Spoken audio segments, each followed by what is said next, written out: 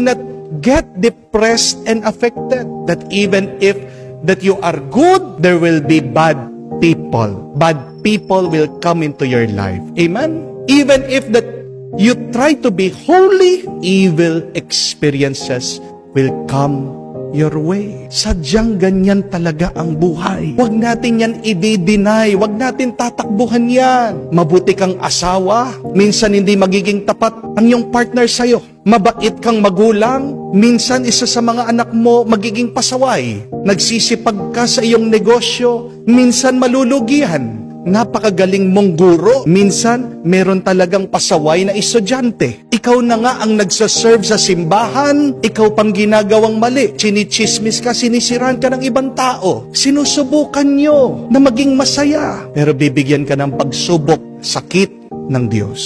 My dear friends, this is the reality of life. That bad things will come our way. Hindi mo mapipigilan na ang buhay ay maglalagay at maglalagay ng asin at alat sa iyo. Pero ang tanong, ano magandang gawin kung hindi natin mapipigilan ang mga masasamang nangyayari sa ating buhay kung meron mga plano na nasisira na sa ating mga karanasan? Unang-una po, kailangan maging malapad, malawak ang ating pag-iisip at pag-uunaw. Kung hindi mo mapipigilan ang dumarating, mas maganda na ilawak mo, laliman mo pa ang iyong paningin. Expand your consciousness.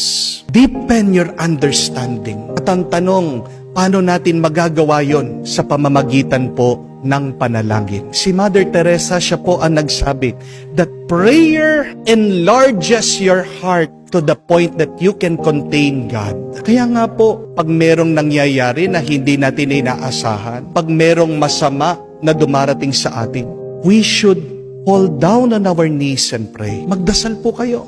At huwag kayong mabibigong magdasal. Kasi tandaan niyo po, di ba? All battles are won on bended knees. Kung hindi mo kaya, bumaba ka, lumuhod ka, at itaas mo sa Diyos yung nakakabigat sa iyo. That is the first. Yun po yung una. Pag malawak na ang iyong pag-uunawa, no man ang masama na darating sa iyo, hindi mo yan mapapansin at hindi yan makakaapekto sa iyo. Hindi yan maninira sa iyo. Pero pangalawa, dagdagan po natin ang karanasan natin sa Diyos. Sino ang Diyos sa ating buhay? Isipin niyo po, siya yung tubig na maglilinis sa atin sa mga masamang nararanasan natin. One symbol of the Holy Spirit, remember, is water. Kaya nga po, pag tayo nagpapabinyag, ang gamit para malinis tayo sa kasalanang mana ay tubig.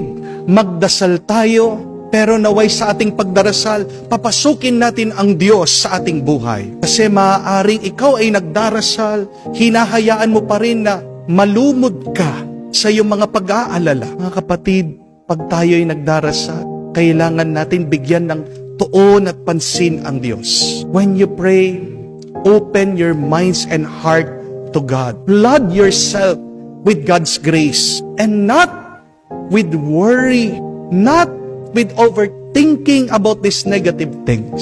Pero kahuli-hulihan, kailangan din tayong magpasalamat na may dumarating na masama sa ating buhay. Ano pong makakapagpagaan sa ating kalooban? Ito po ay pasasalamat palagi sa Diyos. Basahin niyo po ang Biblia. Yan ang gamot para hindi tayo mag-alala. Ang gamot laban sa kalungkutan ay ang pasasalamat sa Diyos.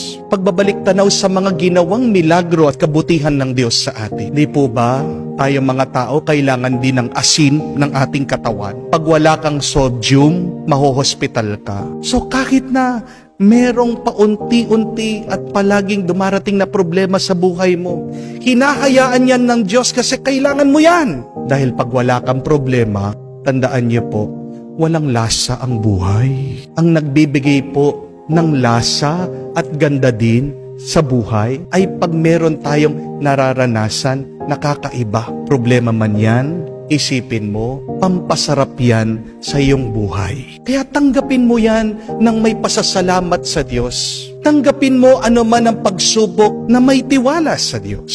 Tanggapin mo, pero hayaan mo din na umalis.